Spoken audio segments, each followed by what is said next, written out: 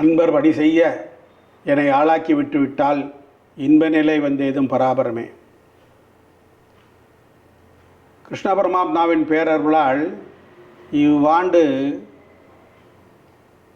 நாளை நடைபெறவிருக்கிற தீபாவளி பண்டிகை உலகம் முழுக்க வெகு விமர்சையாக கொண்டாடப்படும் என்பதில் ஐயமில்லை. ஐப்பசி மாதத்தில், அதாவது துலா மாதத்தில் நடைபெறுகிற இந்த தீபாவளி பண்டிகை குறைந்தது 5 நாட்களுக்கு மேலாக கொண்டாடப்படுவது வழக்கம். இதில் ஆன்மீகம், மருத்துவம், ஜோதிடம் 3மே கலந்ததாகவே இருக்கும். இந்த தீபாவளி பண்டிகையில் மட்டும் துவாதசி என்று கோவத்ச துவாதசி என்று பெயர். அதாவது 33 கோடி தேவதைகளும் பசுமாட்டில் வசிப்பதால் நாம் முதலில் பசுமாட்டை வணங்குகிறோம். பெரும்பாலும் ஒவ்வொரு பண்டிகையிலும் விழாக்களிலும் பசுமாடுக்கு கோபூஜை செய்வது மிக முக்கியம். இன்று வரை நடைபெற்று கொண்டுதான் வருகிறது.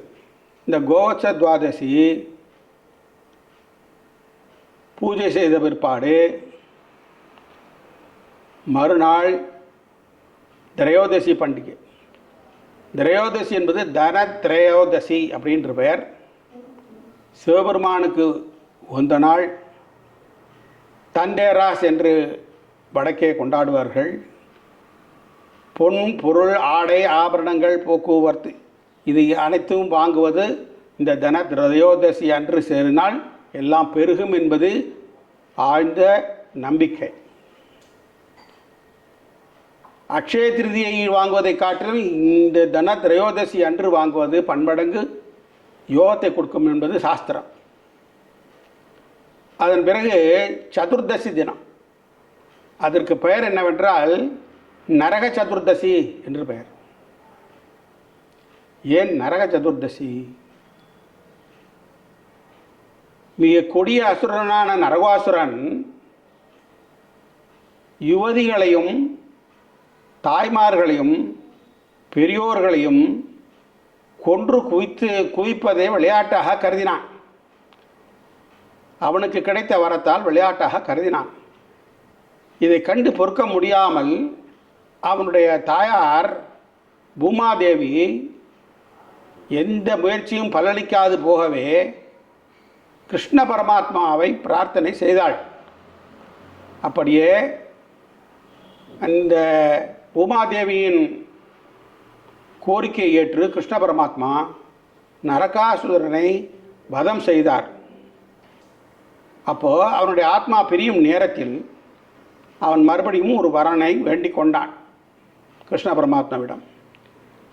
நான் இறந்த பிற்பாடு, என்னுடைய ஜீவன் போன பிற்பாடு இந்த பூலோகத்தில் உள்ள அனைவரும் நான் இறந்த இந்த நாளை எல்லோரும் சந்தோஷமாக கொண்டாட வேண்டும், அதற்கு எனக்கு உத்தரவளிங்கள் என்று பிரார்த்தனை செய்து கொண்டான். அவ்வாறே கோரிக்கையை ஏற்றுக்கொண்ட கிருஷ்ண பரமாத்மா தன்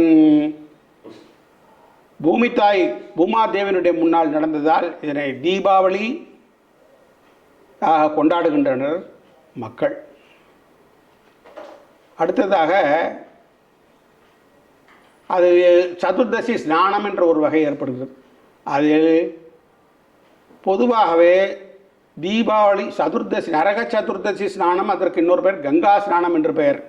அன்று மட்டும் மகாலட்சுமியும் கங்கையும் போட்டி போட்டுக்கொண்டு இந்த நல்லெண்ணெயிலும் இந்த வெந்நீரிலும் வாசம் செய்வதாக சாஸ்திர நம்பிக்கை. அது மட்டுமின்றி இந்த எண்ணெய் ஸ்நானமாகப்பட்டது எப்போதும் சூரிய உதயத்திற்கு பிற்பாடு தான் செய்ய வேண்டும், இல்லாவிட்டால் நோய் ஏற்படும். ஆனால் தீபாவளி மட்டும் சதுர்தசி தினத்திற்கு ஒரு விதிவிலக்கு. அந்த கோரிக்கை நிறைவேற்றப்பட வேண்டும் என்பதால் சூரிய உதயத்துக்கு முன்பாக சுமார் 4 மணி முதல் 5:30 மணிக்குள்ளாக எண்ணெய் தேய்த்து கொண்டு, அதற்கு எண்ணெய் தேய்த்து கொள்வதற்கு முன்பாக தொன்று தொட்டு வழக்கமாக ஒன்று இருந்து வருகிறது. நாயுருவி என்ற ஒரு மூலிகை அல்லது சுரைக்காய் கொடி, இதை ஒரு கைப்பிடி அளவு எடுத்து கிழக்கே பார்த்து நின்று கொண்டு தன் தலையை சுற்றி வீட்டிலுள்ள எல்லோருடைய தலையையும் சுற்றி அதை போட்டு விடுவார்கள். அல்லது அதை வெந்நீரில் போட்டு கொதிக்க வைத்து இன்னும் சில வாசனை திரவியங்களை போட்டு ஸ்நானம் செய்வார்கள். இது ஒரு மருத்துவ குணம் நிறைந்ததாகவே இருக்கிறது இந்த ஸ்நானம். இதற்குத்தான் கங்கா ஸ்நானம் ஆச்சா என்று எல்லோரும் விசாரிக்கின்றனர். இந்த சதுர்தசி ஸ்நானம் இதோடு நிறைவு பெறுகிறது. அதற்கு அடுத்தபடியாக மறுநாள் யமனுக்குரிய தினமாதலால் அன்று சூரியனும் சந்திரனும் துலா ராசியில் ஏகமனதாக சஞ்சரிக்கிறார்கள். அப்பொழுது அந்த யமனுடைய தினமாகப்பட்டதினாலே முதலில் கேதார கௌரி விரதம், ஈஸ்வரனுக்கு பரமேஸ்வரனுக்கு இன்னொரு பேர் கேதாரன் பேர். அவர் கௌரி கேதாரை குறித்து பூஜை செய்ததால் அன்று கேதார கௌரி பூஜை என்று பெயர். அதன் பிறகு யம தீபம் ஏற்றுவார்கள். இந்த யம தீபம் ஏற்றுவதால் யமனுக்கு பிரீதியும், நம்மிடம் இதுவரைக்கும் நம்மோடு வசித்து வந்த முன்னோர்கள், இந்த மகாலய தினத்தை முன்னிட்டு வந்தவர்கள் போகும் வழியில் ஒரே இருட்டாக இருக்கும், யமலோகம் செல்லும் வரை அதற்கு இந்த யம தீபம் பயன்படும் என்ற சாஸ்திரத்தின் நம்பிக்கையின் அடிப்படையில் இதை செய்கிறார்கள். இந்த யம தீபம் ஆன பிற்பாடு அதுக்கு அடுத்தபடியாக யமனுக்கு ஒரு வரம் என்ன என்றால், யமனுடைய சகோதரிக்கு பேர் யமுனா என்று பெயர். இந்த நரகாசுரன் மக்களை கொன்று குவித்து விளையாட்டாக கருவதற்கும் போது ஏகப்பட்ட ஜீவனை விட்ட ஆத்மாக்கள் யமலோகத்தில் வாசம் செய்து இருந்தபடியால் அந்த வேலையை கண்காணிப்பதற்காக யமனுக்கு நேரம் சரியாகவே இருந்தது. இதற்கிடையில் இந்த யமனுடைய சகோதரியான யமுனா ஆகப்பட்டவள் தன் வீட்டுக்கு ஒரே ஒரு நாளாவது விருந்துக்கு வரக்கூடாதா என்று பலமுறை வேண்டியும் யமனுக்கு கால அவகாசம் இல்லாததால், தன் கடமையே முக்கியம் என்று இருந்ததால் முடியவில்லை. இந்த நரகாசுரம் வதம் முடிந்த பிற்பாடு இந்த ஜீவர்கள், இந்த ஆத்மாக்கள் யமலோகத்துக்கு வருவது குறைந்து விட்டது. அதனால் தன் கடமையிலிருந்து சற்று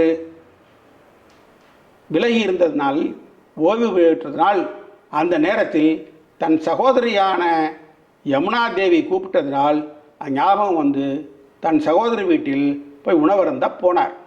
இதுதான் கதை.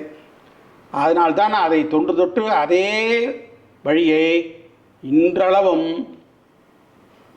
சகோதரர்கள் அன்று ஒரு நாள் மட்டும் சகோதரி வீட்டில் போய் அவர்களுக்கு வேண்டிய பரிசு பொருட்கள் எல்லாம் கொடுத்துவிட்டு அவர்கள் வீட்டில் உணவருந்தி சந்தோஷமாக இருந்துவிட்டு வருகின்றார்கள். இதுதான் யமதீபம், யம தர்மராஜானுக்கு உண்டான சூழ்நிலை. இப்படியாக மொத்தம்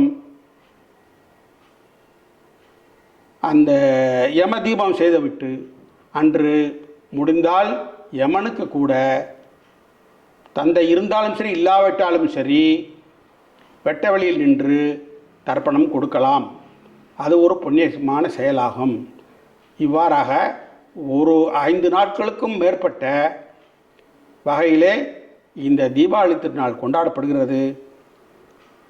கிருஷ்ண பரமாத்மாவின் பேரருளால் இந்த உலகத்தில் எல்லோரும் சிறப்பாக இந்த நாளை கொண்டாடி அவருடைய அருளுக்கு பாத்திரமாவோம் என்று கேட்டுக்கொள்கிறேன், பிரார்த்திக்கிறேன்.